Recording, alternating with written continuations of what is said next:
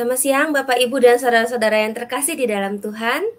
Kita bertemu kembali di dalam program live streaming Task Force Doa dan Konseling dari Majelis Pendidikan Kristen di Indonesia bersama dengan Bara Digital Ministry. Hari ini kita akan bersama-sama membahas satu tema yang berkaitan dengan tumbuh kembang anak-anak kita, yaitu bagaimana membangun sebuah resiliensi dan juga endurance di dalam kehidupan anak-anak. Hari ini narasumber kita telah hadir bersama-sama dengan kita yaitu Ibu Evangelis Sri Wahyuni MTH Konseling. Beliau adalah seorang konselor di Pusat Konseling Telaga Pengharapan. Saudara, sebelum kita memulai kegiatan hari ini, mari kita bersama-sama meminta pimpinan Tuhan, kita berdoa. Bapa kami dalam kerajaan surga, kami sungguh bersyukur kepadamu ya Tuhan. Hari ini kami boleh berkumpul bersama-sama untuk boleh belajar satu hal lagi yang Tuhan taruhkan di dalam keluarga kami, sekolah kami, di mana kami boleh bersama-sama mengerti ya Tuhan bagaimana membangun sebuah ketahanan, sebuah endurance dalam kehidupan anak-anak yang Tuhan percayakan di sekitar kami. Baik itu anak-anak di keluarga kami maupun anak-anak didik di sekolahan kami. Tuhan, kami serahkan ya Tuhan program hari ini ke dalam tangan Tuhan. Berkatilah hamba-Mu yang akan memaparkan materi dan juga kami semua yang akan mendengarkan. Kami juga menyerahkannya Tuhan untuk setiap fasilitas dan internet yang kami pakai. Kami menyerahkan hati dan pikiran kami ke dalam tangan Tuhan. Siapkan kami untuk boleh mengerti apa yang Tuhan ingin kami kerjakan sebagai orang-orang yang Tuhan percayakan di dalam pelayanan pendidikan ini. Terima kasih Tuhan Yesus, kami bersyukur ya Tuhan menyerahkan acara ini dari awal hingga akhirnya ke dalam tangan Tuhan. Rekan-rekan yang juga melayani di bagian teknik juga kami serahkan ke dalam tangan Tuhan. Di dalam nama Tuhan Yesus kami berdoa, amin. Kepada Ibu Evangelis Sri Wahyuni, kami persilakan. Terima kasih Ibu Dian, terima kasih untuk kesempatan yang diberikan untuk pagi hari ini kita boleh sama-sama belajar. Nah, tema yang diberikan kepada saya membangun resilience versus endurance anak ya. Nah, topik ini mungkin saya ingin kita sama-sama melihat satu bagian firman Tuhan yang terambil di dalam surat 1 Korintus pasal yang ke-9 ayat yang ke-26 hingga ayat yang ke-27. Demikian firman Tuhan. Sebab itu aku tidak berlari tanpa tujuan, dan aku, petinju, bukan yang memukul angin, namun aku melatih tubuhku dan menguasainya, supaya sesudah memberitakan Injil kepada orang lain, jangan aku sendiri ditolak. Bapak Ibu yang terkasih di dalam Tuhan, kalau kita lihat di bagian surat ini, Paulus menyebut dirinya sendiri sebagai contoh untuk memakai gambaran seorang atlet. Dia sebutkan di sini ada pelari, ada petinju. Nah, Paulus bukanlah atlet lari yang berlari tanpa tujuan. Tentu layaknya para atlet yang berlari, ada satu goal, sasaran, tujuan yang ingin dicapai. Dan kalau kita juga boleh sama-sama melihat, dia berkata, aku bukanlah petinju yang sembarangan memukul. Mungkin di dalam terjemahan lama dikatakan bukan sembarangan memukul, tapi di terjemahan yang baru dikatakan memukul angin ya. Nah, dengan kata lain di sini Paulus mau mengatakan dan menegaskan bahwa sebagai seorang atlet tentu mengikuti satu pertandingan punya sama ya, satu tujuan, yaitu mendapatkan hadiah atau kemenangan. Nah, kalau kita perhatikan di bagian ini, layaknya setiap kita, kalau kita adalah seorang atlet, kita tentu mempersiapkan ya, sebelum kita mengikuti pertandingan, kita mempersiapkan serangkaian hal-hal yang kita perlukan untuk kita siap ketika bertanding. Nah, menarik di bagian ini kalau kita mau lihat lebih lanjut, Paulus mengatakan, namun aku melatih tubuhku dan menguasainya. Nah, di sini kita bisa melihat ya, kalau Paulus menyebutkan dua bagian ini, aku melatih tubuhku dan menguasainya. Apa maksudnya? Kalau kita perhatikan kata melatih di sini, memang kalau di dalam, saya ambil salah satu bagian di New King James Version, dia mengatakan kata disciple, disiplin ya. Disiplin di sini mengatakan artinya melatih ya, berlatih dengan disiplin.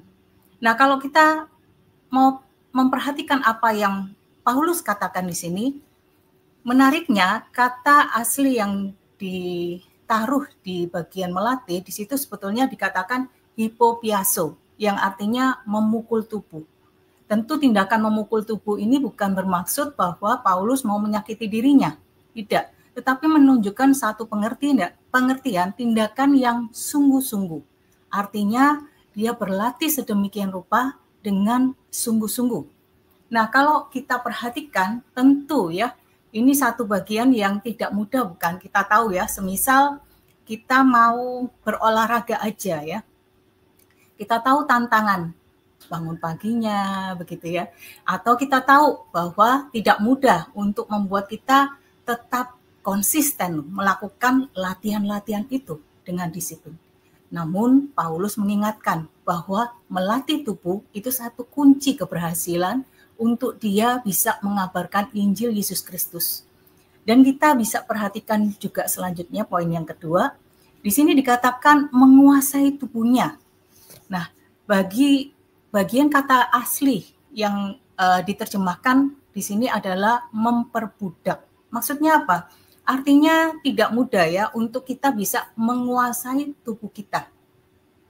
Bukan tubuh yang menguasai kita, atau bukan keinginan daging kita yang berkuasa atas kita. Makanya di dalam NIV dikatakan make it my slave, yang artinya memang tubuh ini kita kuasai. Di sini dikatakan memperbudak ya, begitu ya. Nah, kalau kita lihat bahwa jadi kita itu sebetulnya Paulus mau menasehatkan kita dituntut untuk bisa menguasai, punya pengendalian diri, punya kontrol atas tubuh kita. Dan ini bagian yang tidak mudah, bukan? Kita tahu di Injil juga dikatakan, Matius maupun Markus menegaskan juga ya, roh memang penurut, tetapi daging lemah. Nah, saudaraku yang terkasih, kalau kita mau melihat apa yang Paulus mau tegaskan di sini ya, di bagian akhir dikatakan di situ, supaya sesudah memberitakan Injil kepada orang lain, jangan aku sendiri ditolak. Nah, ini bagian yang mau menegaskan kepada kita juga sebagai orang percaya, betapa peringatan keras ya, kalau kita tidak sungguh-sungguh melatih tubuh kita, menguasainya. Jangan sampai kita sendiri ditolak ya. Nah, ini bagian yang penting untuk kita boleh sama-sama menjadikan ayat ini satu dasar. Nah, saya ingin kita lebih lanjut untuk boleh melihat ya, sebetulnya apa sih fenomena yang kita bisa lihat ya? Apakah ini ayat bisa kita terapkan, di mana kita bisa membangun resilience dan endurance anak. Nah, Bapak Ibu, kalau kita perhatikan sama-sama, mungkin kita bisa lihat slide selanjutnya. Ternyata ya, bukan hanya orang dewasa yang bisa mengalami stres atau tekanan. Anak-anak pun mengalami itu ya. Di dalam proses tumbuh kembang mereka, hal yang paling kelihatan adalah kalau orang dewasa bekerja, anak-anak punya satu kegiatan yang rutin yang mereka lakukan, studi ya. Kita tahu bahwa tuntutan studi saat ini bukannya makin mudah, tetapi berat ya, sehingga tuntutan studi itu membuat anak-anak stres mungkin ya.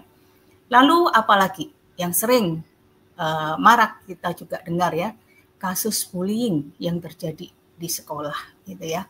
Ini tentu jadi perhatian dan peringatan banyak anak-anak yang akhirnya mengalami tekanan, bahkan akhirnya juga mengalami gangguan mental oleh karena bullying yang terus-menerus dia alami begitu.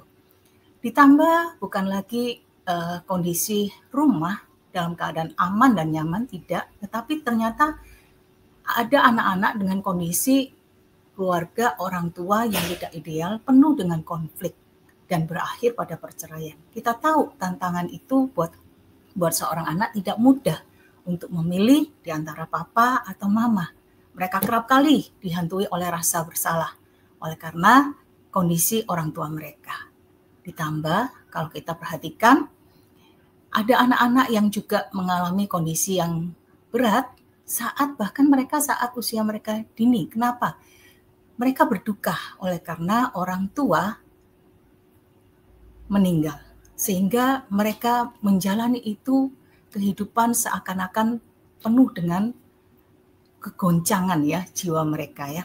Nah, kalau dari contoh itu saya ingin kita melihat satu survei yang dilakukan oleh satu Badan Kesehatan Dunia WHO.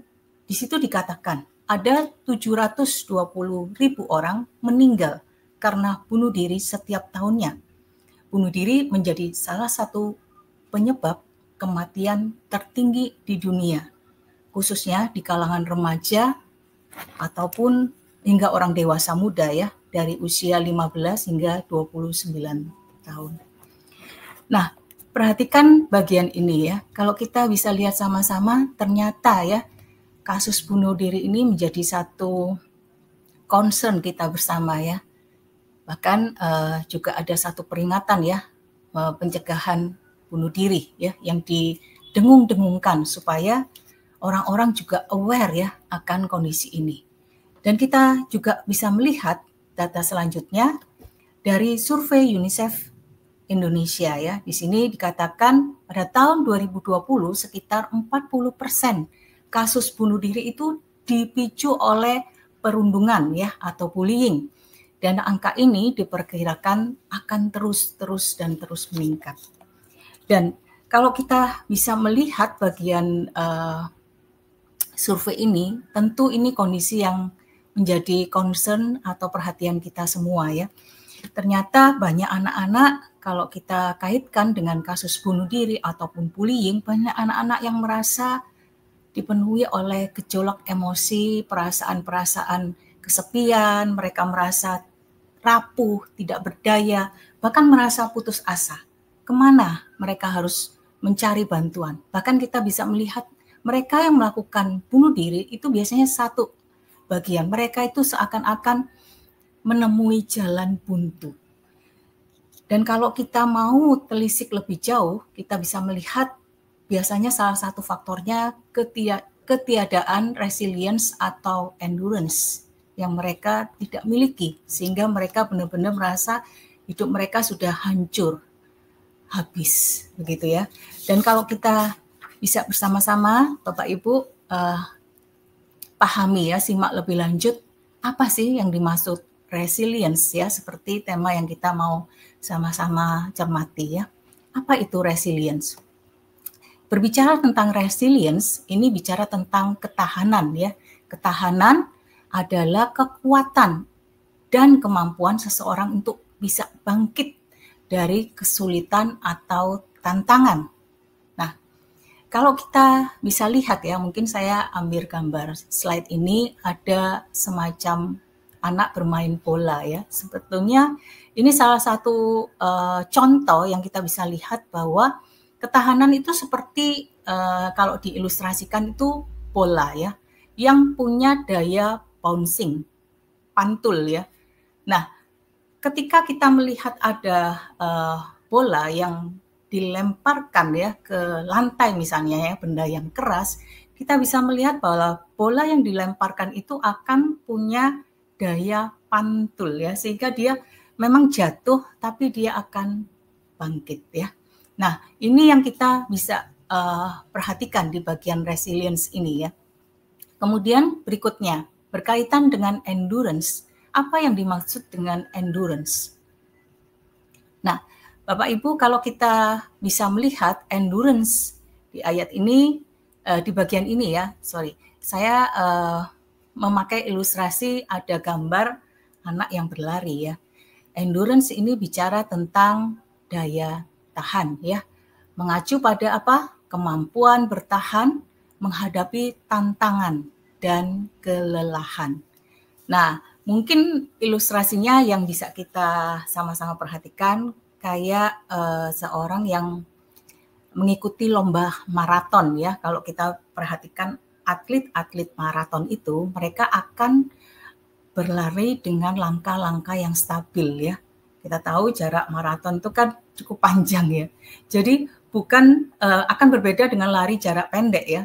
Kalau maraton mereka biasanya akan berlari dengan langkah yang stabil namun kita tahu ya, mereka konsisten sampai dengan garis akhir ya. Nah, endurance itu punya daya tahan yang demikian. Nah, kalau kita boleh sama-sama, jadi apa sih yang membedakan antara resilience dan endurance ya?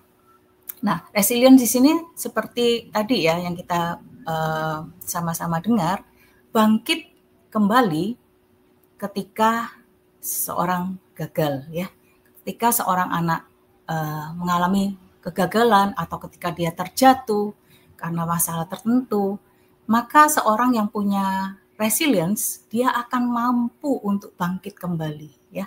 Biasanya resilience ini sangat melekat dengan yang namanya emosi dan mental ya. Ini jadi satu bagian yang kita bisa garis bawahi ya, terkait dengan emosi, aspek emosi dan mental. Dan contoh ya, tadi ya saya katakan saat anak gagal misalnya di dalam ujian, seorang anak yang punya resilience yang baik, dia akan berjuang kembali, dia akan bangkit, dia akan belajar lebih sungguh lagi ya, sehingga dia akhirnya bisa menghadapi ya tantangan di ujian-ujian berikutnya. Nah, bagaimana dengan endurance? Kalau di sini endurance itu berkaitan dengan tadi ya, seperti yang kita dengar, bertahan menghadapi tekanan ya. Nah, aspek yang ditekankan di sini adalah fisik dan mental ya. Nah, mental menjadi bagian yang beririsan di sini ya, karena memang sangat terkait ya, namanya tubuh, jiwa, kesatuan ya, tubuh, jiwa dan roh ini satu kesatuan dan pikiran kita ya. Nah, contoh yang kita bisa lihat, pernah enggak kita merasa lelah ya? Nah, kalau anak-anak kita tahu ya, pola belajar sekarang anak-anak itu cukup panjang ya. Namun anak-anak yang punya daya endurance yang baik, dia akan mampu tetap fokus, konsisten mengerjakan tugasnya sampai selesai. Nah, Bapak Ibu, saudara sekalian, tentu kita akan coba memikirkan lebih jauh ya, seberapa penting ya resilience itu. Nah, kalau kita bisa sama-sama perhatikan, ada 3 poin yang mungkin saya garis bawahi di sini, berkaitan dengan membangkitkan semangat untuk berjuang kembali.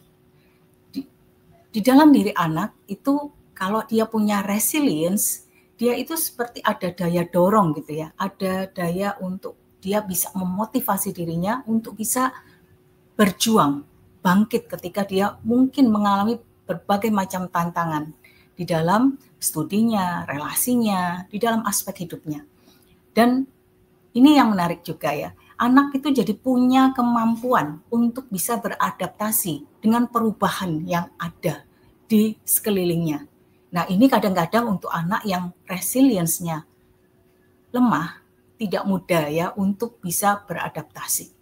Contoh yang paling simpel yang kita bisa lihat, mungkin yang paling sederhana, kita bisa perhatikan ya, kalau anak baru masuk sekolah pertama kali. Nah, itu observasi kita bisa lakukan ya.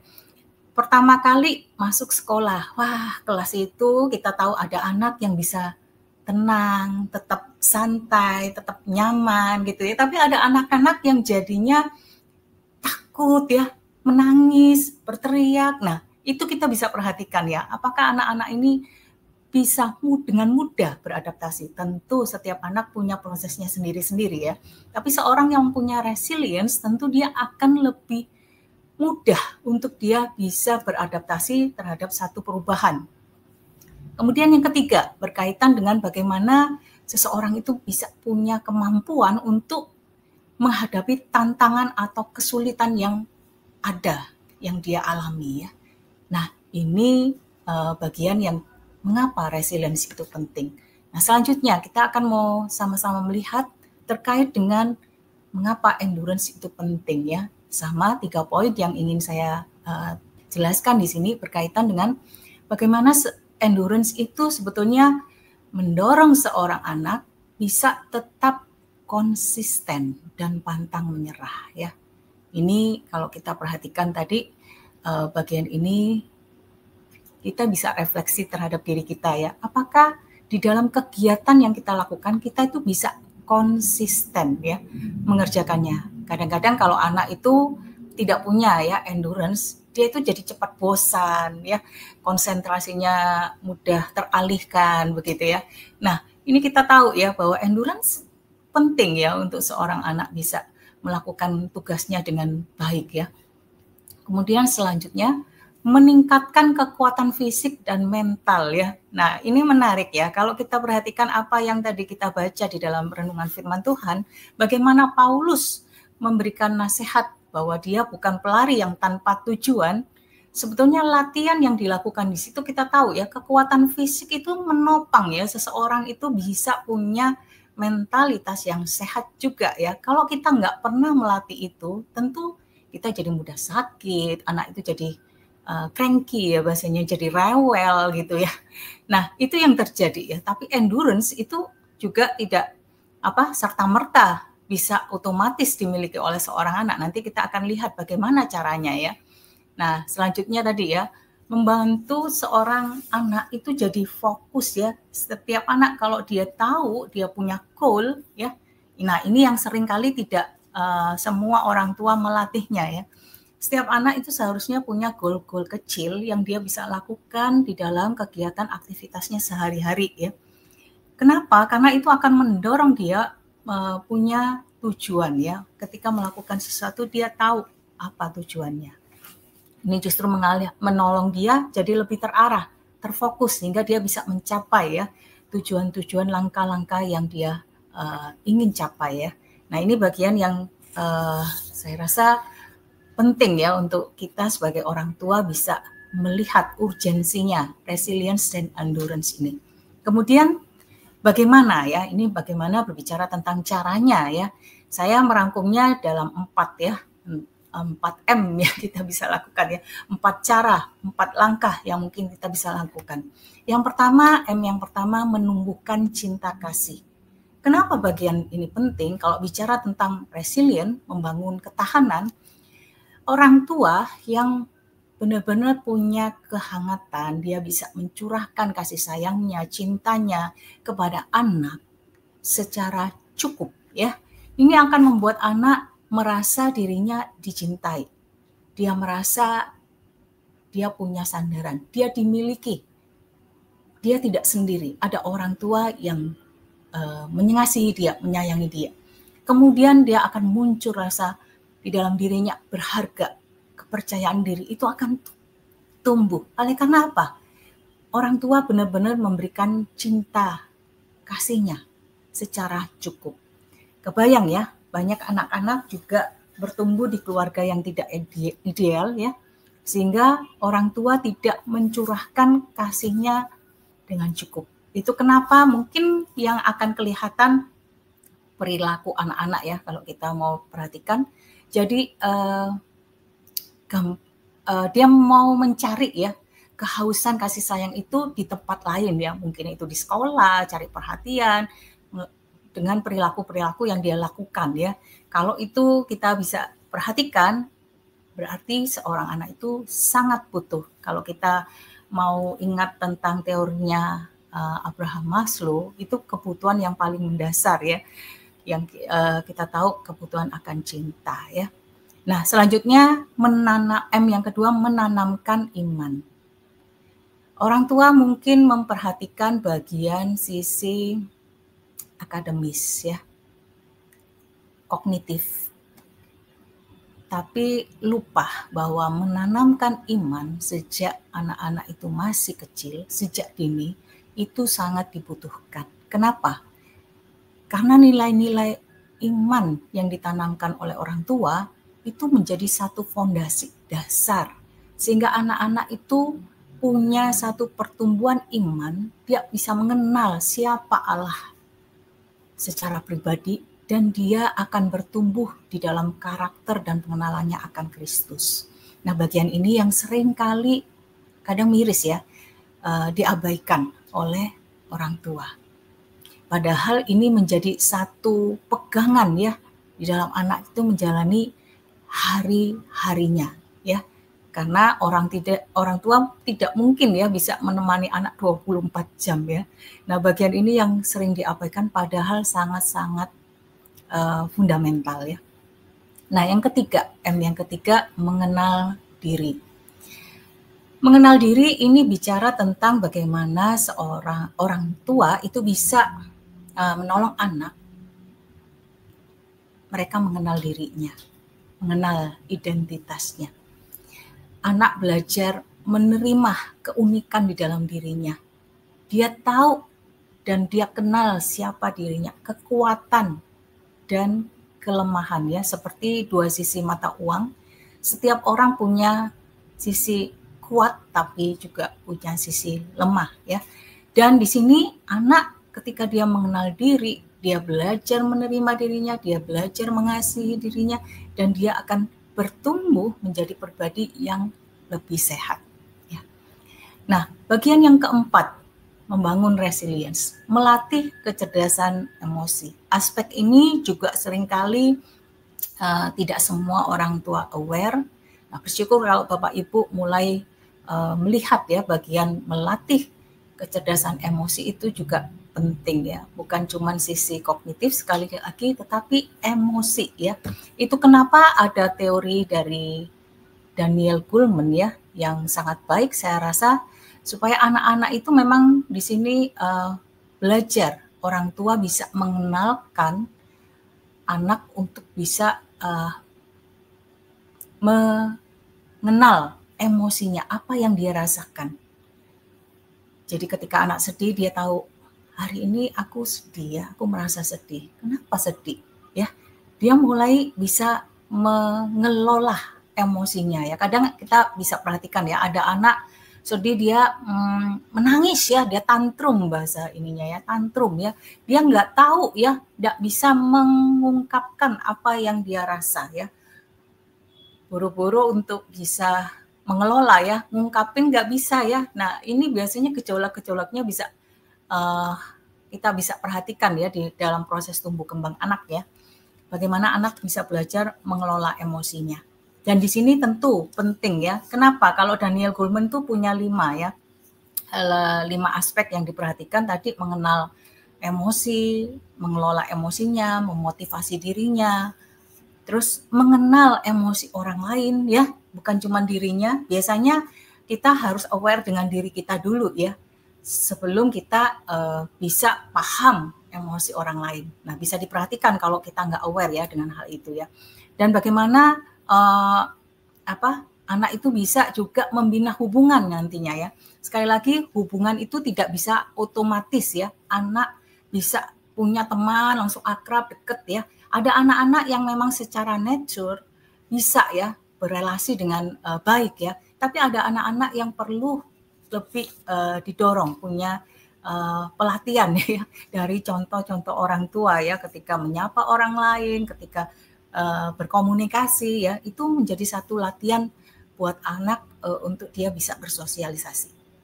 Ini 4 bagian yang terkait dengan resilience. Saya lanjut ke bagian membangun endurance ya. Ada 4 juga ya yang kita bisa lihat bersama-sama. Mungkin saya agak sedikit cepat.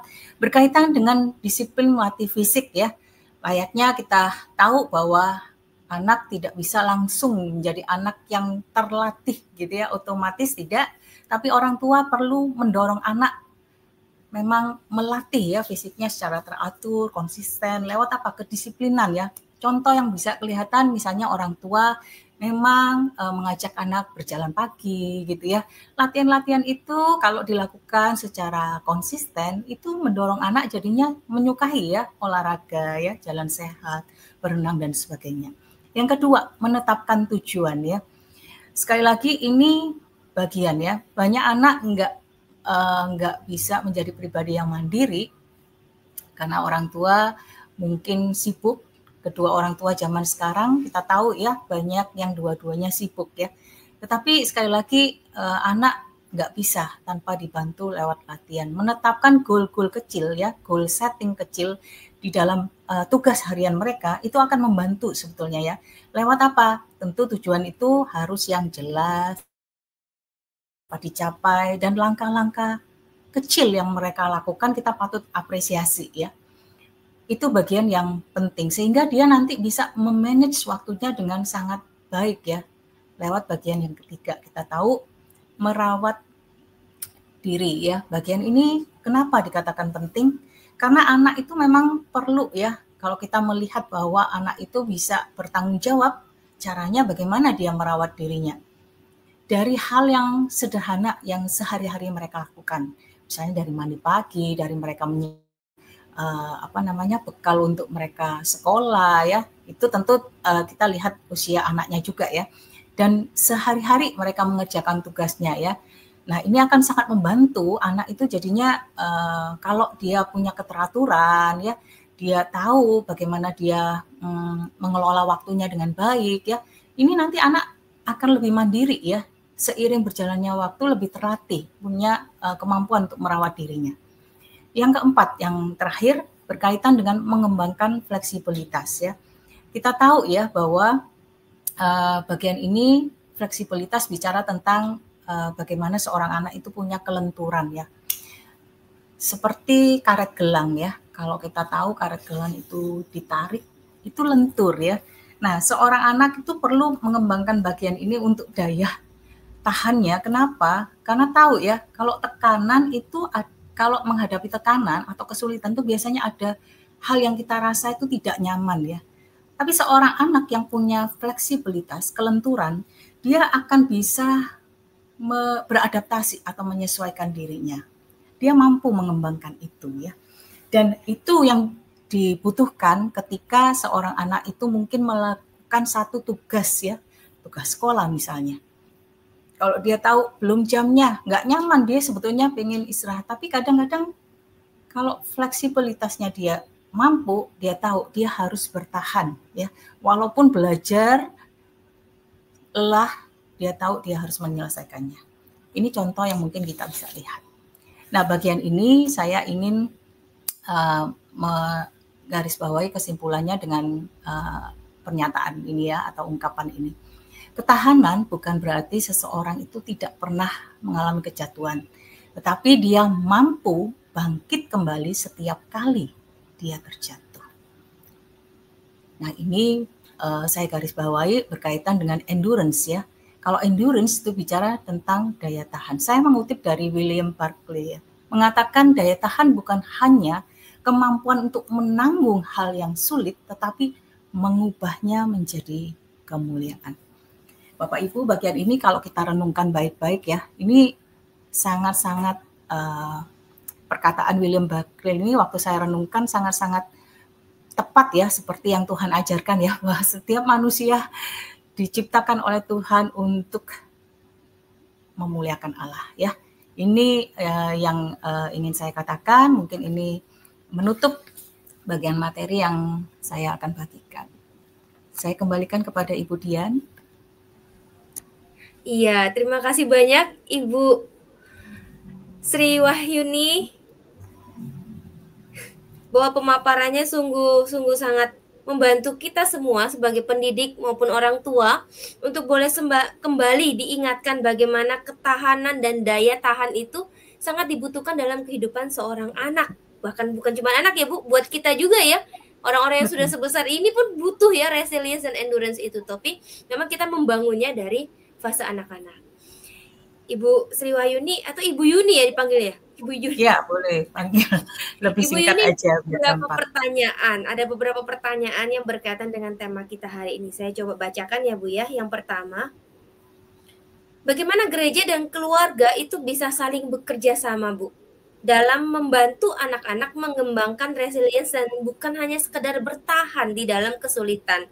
Apakah kira-kira ada ayat firman Tuhan yang menjadi landasan kerjasama ini atau apa yang harus dilakukan ini Bu Yuni? Bagaimana menurut Ibu Yuni?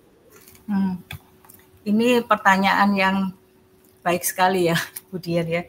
Karena seringkali kalau kita perhatikan apa yang terjadi di dalam sisi ya, bagian para pendidik ya. Para pendidik tentu, pendidik yang pertama itu tentu orang tua ya. Bagian yang lain, gereja adalah mitra bagi keluarga. Nah, kalau kita mau perhatikan bagian ini, tentu hal yang sangat-sangat penting yang kita boleh sama-sama bisa berkolaborasi ya. Orang tua sebetulnya perlu sangat butuh ya dukungan ya. Kita tahu bahwa tidak ada sekolah untuk orang tua, tetapi orang tua belajar setiap hari dari kesalahan-kesalahan yang mungkin mereka lakukan ya. Dan dukungan yang terbesar yang bisa diberikan adalah dari gereja tentunya ya. Dan seringkali yang saya mungkin amati adalah biasanya gereja itu memberikan porsi tersendiri ya kepada orang tua ya dengan ayat-ayat tersendiri dan anak-anak ada kelasnya tersendiri seperti itu kan ya. Tapi kadang-kadang hal yang mungkin jadi tidak nyambung gitu ya. Ketika anak-anak memang di kelasnya sendiri, tapi orang tua nggak tahu apa yang diajarkan oleh sekolah minggu pada hari itu gitu ya. Sehingga orang tua punya ya makanan rohaninya sendiri ya di ketika mengikuti ibadah. Gitu ya. Kalau kita perhatikan tidak jarang orang tua punya dialog iman ya. Walaupun saya sangat apresiasi dan sangat memberikan support ya untuk orang tua yang sangat-sangat aware ya akan hal ini sehingga mereka memang dengan sengaja bertanya kepada anak apa yang kamu belajar firman Tuhan hari ini gitu ya. Kita tahu ya tidak mudah kan ya anak menyerap gitu di tengah-tengah mereka belajar sendiri ya. Nah sebetulnya kerjasama antara orang tua dengan guru sekolah minggu itu sebetulnya akan menjadi daya daya yang powerful gitu ya untuk membantu anak ini mendapat asupan firman Tuhan yang sehat tentunya ketika ada kerjasama yang baik ya. Mungkin kalau tadi bicara ayat Tuhan, ayat firman Tuhannya yang mana ya, kita tahu bahwa mungkin saya balik ke Ulangan 6 kali ya. Bagian ini kita tahu ya memang sebetulnya ini ayat Ulangan 6 kita tahu ya bahwa para orang tua itu perlu mengajarkan anak-anaknya ya ketika dia berbaring, ketika dia duduk, berjalan ya sampai dia tidur gitu ya. Itu bagian yang sehari-hari bukan ya. Tapi saya mau katakan memang tanggung jawab pertama di pundak orang tua. Tetapi sekali lagi guru sekolah minggu, guru di sekolah sebetulnya ya, itu adalah orang tua kedua buat anak-anak. Jadi sebetulnya Tuhan mau katakan punya tanggung jawab yang sama ya kalau anak-anak itu dipercayakan kepada para pembina, guru sekolah minggu di gereja, mereka punya tugas yang sama untuk menolong anak-anak ini bisa bertumbuh secara iman, pengenalan akan Kristus. Mungkin ini, Bu Dian, semoga membantu ya bagian ini. Iya, jadi memang penting sekali kerjasama itu ya Bu ya, antara gereja, keluarga, para pelayan Tuhan yang melayani anak-anak dan juga dengan orang tuanya juga ya, sehingga memang terbentuk sekali ya. Oke, berikut ada pertanyaan begini Bu, mungkin ini sedikit lebih ke kasus ya Ibu Yuni ya. Bagaimana menolong seorang pemuda yang pernah mengalami masa lalu yang cukup sulit dan ketika diperhadapkan dalam situasi yang sulit dan mengalami tekanan, nah ini ya endurance dan itu ya, seringkali merasa ingin berhenti untuk maju dan suka sekali bicara, saya mau kembali lagi aja ke masa lalu. Tidak apa-apa saya tidak guna. Nah, berarti ada sisi endurance-nya untuk menghadapi tekanan seperti itu. Bahkan ada resiliensinya ya Bu ya, karena pernah mengalami itu. Tapi bagaimana bangkit kembali? Nah, bagaimana kalau menurut Ibu dalam sisi pemuda sekarang? Iya, sekali lagi kadang-kadang kalau kita melihat generasi kita ya, generasi muda kita ya, tantangannya juga punya porsinya sendiri ya. Kalau ada para muda-mudi yang berjuang karena tekanan-tekanan hidup yang mereka hadapi, entah itu di dalam pekerjaan atau mungkin itu di dalam kehidupan keluarga mereka atau di dalam relasi mereka, sekali lagi mungkin ya kita kadang nggak bisa flashback ya atau menyalahkan orang tua kita kayaknya dulu nggak ngajarin ini nih ya, kita nggak dilatih dengan cukup gitu misalnya ya. Oke, kita punya masa lalu mungkin masa tumbuh kembang kita nggak ideal dengan kehidupan keluarga yang juga orang tua yang nggak sempurna ya, tetapi hal yang kita bisa lakukan adalah bagaimana kita sendiri juga bisa belajar ya untuk sekali lagi nggak ada penopang yang lebih kokoh selain kita mengenal pribadi yang maha ya, maha besar, maha kuat, yang punya kuasa ya, yaitu mengenal Allah. Ini sebetulnya penopang yang sandaran kokoh seseorang itu bisa bertahan ya. Sangat. Itu kenapa tadi kalau kita bicara tentang resilience, iman ya, biasanya orang-orang yang gampang tumbang ya atau roboh itu sebetulnya karena dia tidak menancap secara akar. Kalau pohon itu pohon yang kuat kan biasanya akarnya sangat menancap kuat di tanah ya. Nah seperti itu gambarannya. Nah mau nggak mau satu-satunya yang bisa ini mereka harus kembali mengenal siapa Allah gitu. Dan memang di dalam proses itu mereka membutuhkan komunitas ya. Carilah komunitas-komunitas sehat di mana mereka bisa bertumbuh ya, di mana mereka bisa mencari pertolongan, mereka bisa membagikan hidup mereka, sehingga mereka sebetulnya mereka nggak harus sendirian, teman-teman nggak harus sendirian, mereka butuh seseorang yang bisa menolong mereka cari pertolongan ya, ada gereja, ada rekan-rekan atau teman-teman di gereja yang bisa membantu ya, bahkan mungkin tempat-tempat konseling ya. Salah satunya saya juga pelayanan konseling. Carilah bantuan-bantuan profesional untuk membantu pergumulan apapun ya yang para muda-mudi hadapi saat ini. Selalu ada harapan, itu sih yang saya mau katakan. Mungkin itu Bu Dia. Kembali kepada Tuhan ya Bu ya, back to the basic, kembali pada memang dasar kita. Hidup kita itu dilandaskan pada Kristus Yesus, iman kepada Dia. Jadi kita kembali kepada Dia. Boleh satu pertanyaan lagi Ibu Yuni? Ya, boleh silakan. Ini pertanyaan terakhir ya Ibu Yuni ya. Tadi Ibu Yuni sudah memaparkan dengan sangat baik bagaimana membangun sebuah resiliensi dan juga endurance dalam kehidupan anak-anak. Jadi kita tuh harus ada preventnya lah ya seperti. Nah, bagaimana kalau ternyata udah terjadi nih Bu? Jadi boleh kasih tips sedikit ya Ibu Yuni ya. Apa yang orang tua atau guru bisa lakukan untuk mendukung seorang anak yang emang nih ngalamin kegagalan nih, entah itu kegagalan akademis gitu ya, terus atau kegagalan hal-hal yang lain lah ya, tidak mencapai apa yang dia harapkan. Dalam momen seperti itu, agar anak ini bisa punya daya tahan atau bahkan bisa bangkit, bouncing lagi gitu ya, resilience itu. Kira-kira nih Bu, 1-2 hal yang langsung bisa dilakukan orang tua dan guru untuk mendampingi ini apa Bu yang bisa dilakukan? Ini saya pikir ini sangat praktis ya dan sangat baik pertanyaan yang disampaikan. Seringkali ada orang tua yang mungkin tidak mengizinkan anaknya gagal. Ya. Banyak orang tua mungkin sangat ingin ya, sangat punya tuntutan yang mungkin bahkan tinggi ya, anak menjadi anak-anak yang berhasil ya, anak-anak juara gitu ya. Tapi kadang mereka lupa bahwa setiap anak itu butuh proses ya. Izinkanlah anak-anak itu bisa punya kesempatan ya. Gagal, it's okay to be fail ya.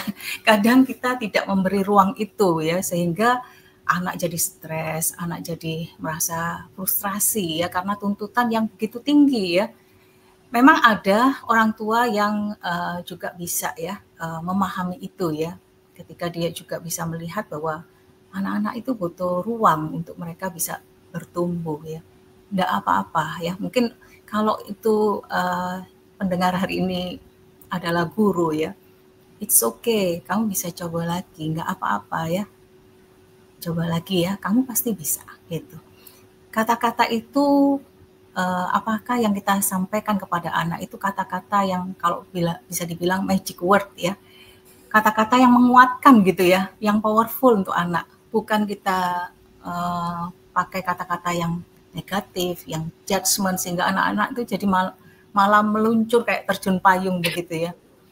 Tidak ya, atau kita bisa orang tua ketika mungkin anak itu nggak usah secara umum ya, secara umum anak itu bisa merasa bahwa aku kok nggak bisa ya, kok teman-temanku itu secara ya mereka bisa ngerasa aku kok nilainya jelek ya, bukan karena dia nggak belajar ya, mungkin dia belum sepenuhnya paham orang tua bisa lakukan apa. Kamu bisa, Bapak Ibu bisa memeluk anak-anak, ya. It's okay ya, sambil tepuk. Kita coba lagi. Mungkin papa mama temani untuk belajar ya. Kelihatannya itu sesuatu yang sederhana, tetapi anak-anak sangat butuh dukungan ya. Seperti tadi kita tahu, mereka tahu kemana mereka harus mencari tempat ya untuk mereka mengadu ya. Pernah perhatikan kalau ada anak-anak yang takut malah sembunyikan hasil nilai ulangannya karena jelek gitu ya. Tapi enggak ya, anak dengan berani, aku hari ini gagal. Dia bisa mengungkapkan kesedihannya. Mungkin kemarahannya, kok aku sudah belajar tapi aku gagal gitu ya. Dan orang tua bisa menolong mereka, tetap menerima ya segala kelemahan itu dan memberikan semangat lagi ya. Enggak apa-apa, yuk coba lagi. Mana yang enggak paham, dibantu gitu ya. Dan bisa tadi ya tetap bekerja sama dengan guru ya, karena itu saya pikir kolaborasi yang baik ya kalau guru dan orang tua bisa mengencourage anak, menguatkan, meneguhkan di saat-saat anak merasa gagal atau terjatuh ya.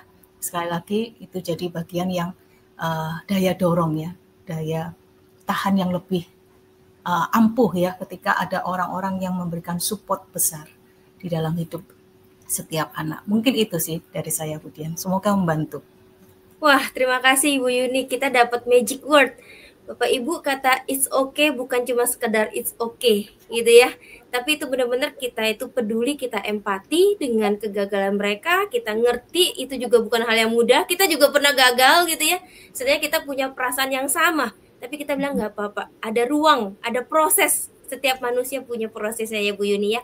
Sekali lagi terima kasih Ibu Yuni. Kalau Ibu Yuni ada closing statement buat kita semua pada kesempatan hari ini, kami persilakan. Kemudian kami memohon dan kasih Ibu juga boleh menutup kita dalam doa.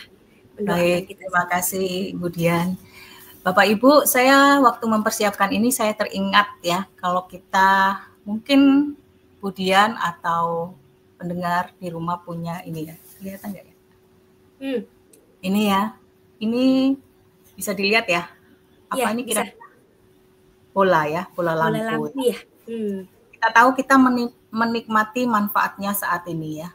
Bola lampu ini ditemukan oleh seorang yang bernama Thomas Alva Edison. Kalau kita ingat, dia melakukan percobaan bukan cuma sekali, 2 kali, 3 kali, 10 kali, tidak ya. Dia mengatakan I have not failed ya.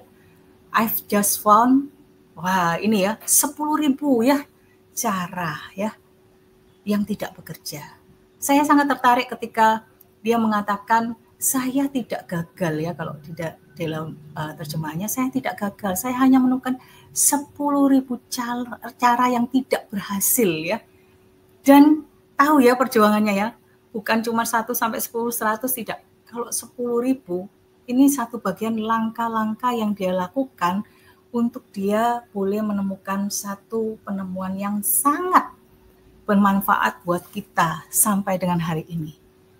Oleh karena tidak apa-apa ya untuk kita gagal.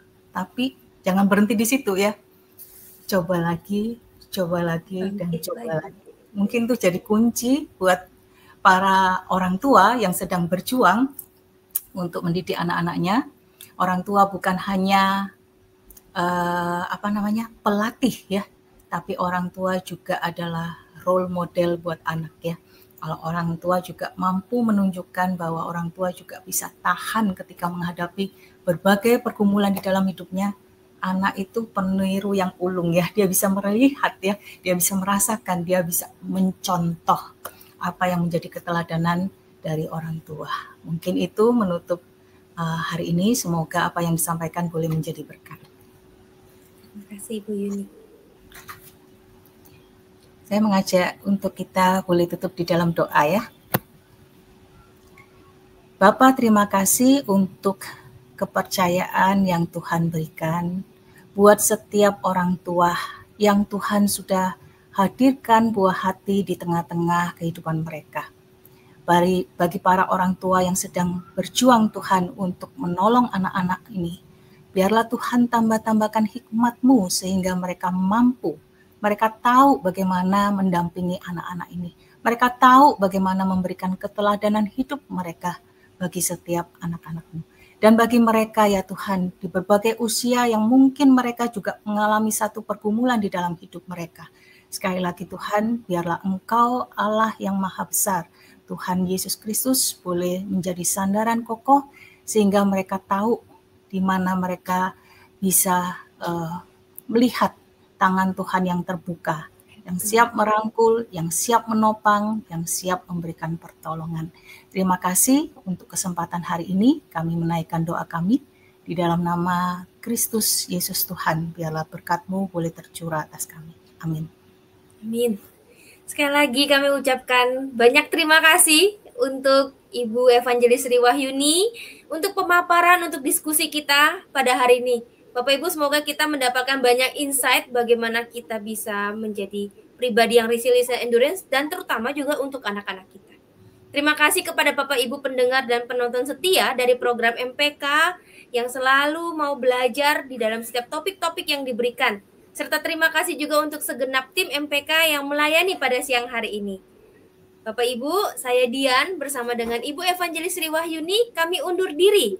Pada kesempatan ini, sampai jumpa di Sabtu mendatang. Tuhan Yesus memberkati kita semua. Tuhan Yesus memberkati.